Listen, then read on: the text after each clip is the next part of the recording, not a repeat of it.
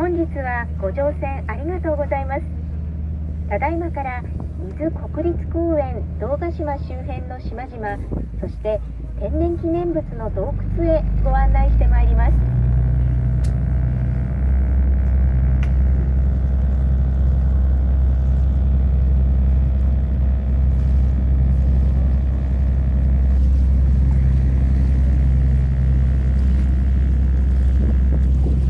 進行方向右上に柵がございます。あちらが展望台で、多くの方が観光に訪れ、昭和天皇もこちらからご展望されております。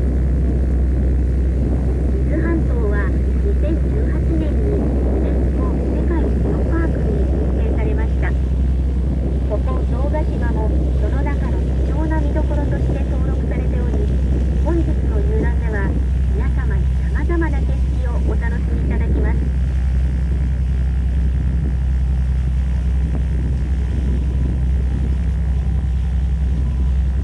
右側の島が矢島でございます。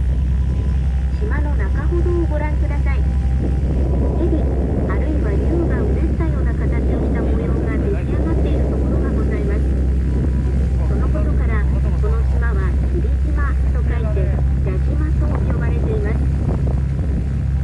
遡ること400万年前、次々と起こる海底での噴火活動で上の重みに耐えかねた白く細かい粒の層が歪められてできた天然の芸術作品でございます。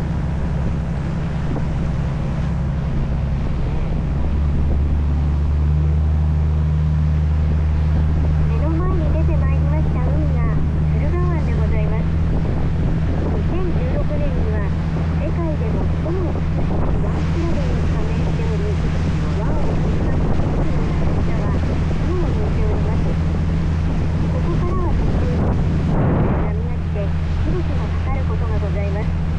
窓際のお客様、デッキにおいでのお客様は十分ご注意ください。なお、店内は禁煙となっております。しばらくの間、おタバコはご遠慮いただきますようお願い申し上げます。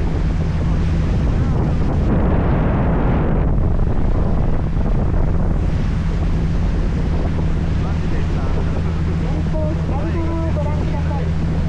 洞窟が3つ並んでおります。かつて鷹がこの洞窟に巣を作っていたことから、鷹の巣洞窟と名付けられています。柔らかいところは波によって削られやすく、この辺りはそのような洞窟が多く見られます。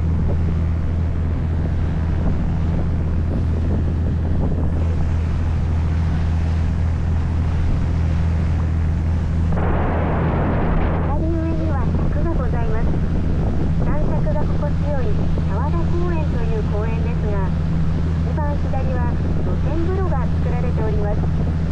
あちらから眺める夕日は格別でございます。ぜひ一度お試しください。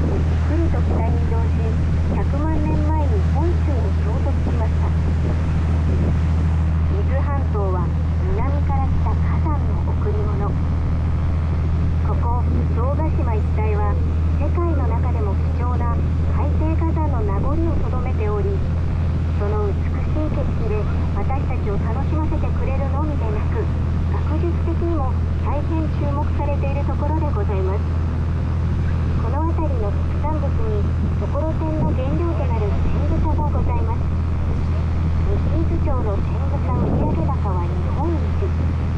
毎年5月半ば過ぎますと、海女さんが天草取りに海に潜る姿が見られます。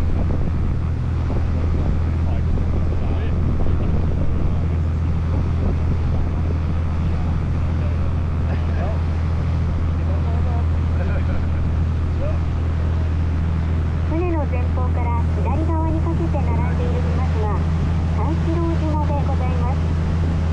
左から加古島、沖ノ瀬島、中之島、伝兵衛島と名付けられており、一番大きな中之島には源頼朝公の部下であった伊豆の三四郎にまつわる秘伝伝説も残されています。これらの島々がという角度によりつい見えたりつい見えたりすることから総称して三四郎島と呼ばれております。これらの島々は海底火山のマグマの通り道です。通り道の中に残ったマグマは冷え固まって岩となり、その硬さゆえ波風にも耐えてこのような島の形で残りました。柱状石礫と呼ばれる柱のような形をした岩が並んでいますが、それはまさしくマグマが冷え固まった証拠です。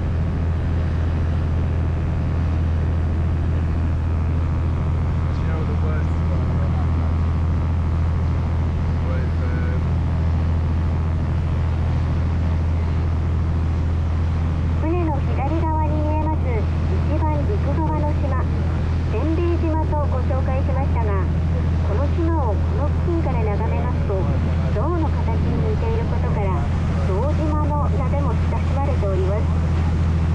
左の方に突き出た岩が鼻に当たり、手前の小さな洞窟が左前足と牙に見えます。柱状石礫が積み重なった岩肌はまさしく象の肌にそっくりでございます。この象島の尾の部分から対岸の浜まで干潮時には道ができます。干潮になりますと幅約30メートル、長さ約250メートルの道が出来上がり、足を濡らさずに三四郎島に渡ることができますが、満潮時には水面下に隠れてしまい、その上を小さな船が行き来することもできます。とても珍しい現象でトンボロ現象と言います。前方の山が天双山と申しまして、その下に天然記念物の洞窟がございます。これから洞窟の中にご案内いたします。ただいま通ります水道および洞窟内は非常に狭くなっております。手すりや窓から手を出さないようにお願いいたします。また波の跳ね返しがありますので十分お気をつけください。入ってまいります水道は川越水道でございます。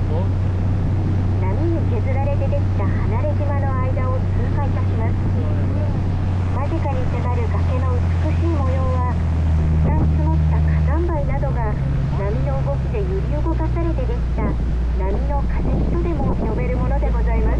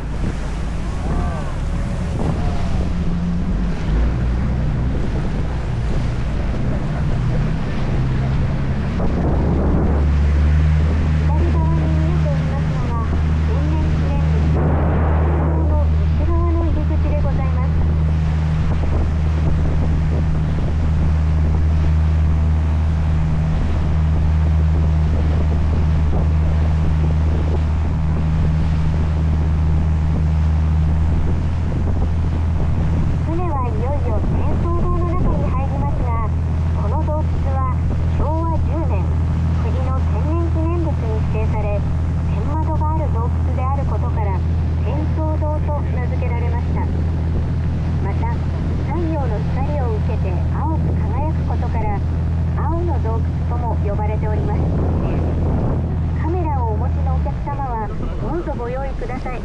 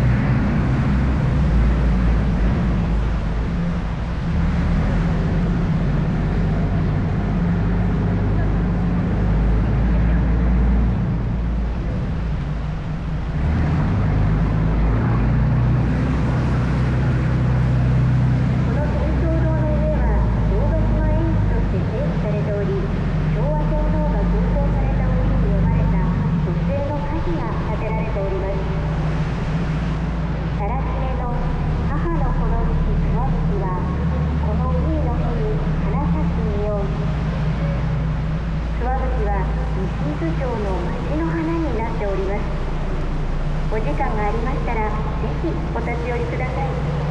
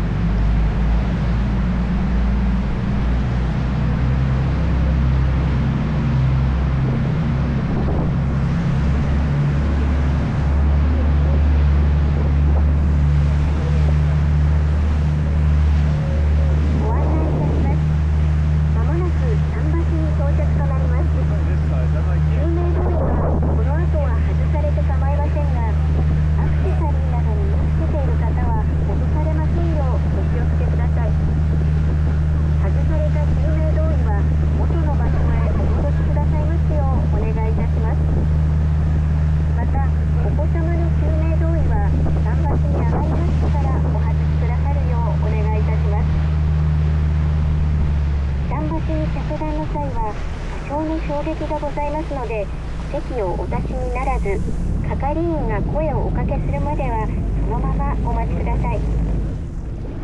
本日はご乗船いただきまして誠にありがとうございました。